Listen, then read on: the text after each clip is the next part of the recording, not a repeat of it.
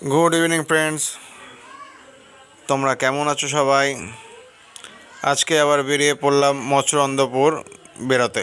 চলে আসলাম টোটো থেকে চাকদা স্টেশনে।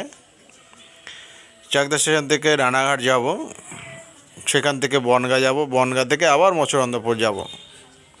চলে আসলাম রানাঘাটে। রানাঘাট স্টেশন দেখতেই পাচ্ছ। এখান থেকে মৎস্যরন্ধ্রপুরের ট্রেন ধরবো, না সরি, এখান থেকে যাব বনগাঁ। বনগাঁ ট্রেনে উঠে পড়েছি, তোমরা দেখতেই পাচ্ছ। এখন আমরা অটোতে আছি। মৎস্যরন্ধ্রপুর নেমে অটো করে এই যে মামা যাচ্ছে বাইকে করে।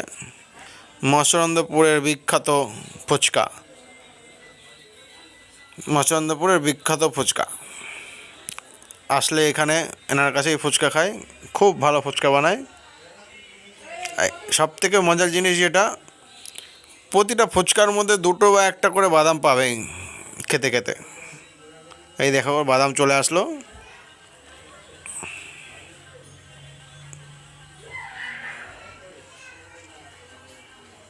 আমার শালা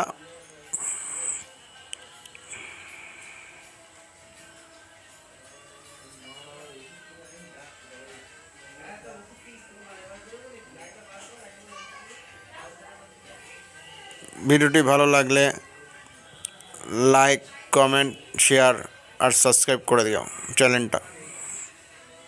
যে ফুচকা খাচ্ছি,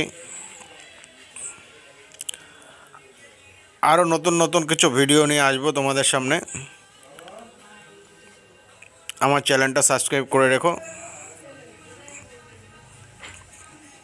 বাই, ভালো থেকো বন্ধুরা।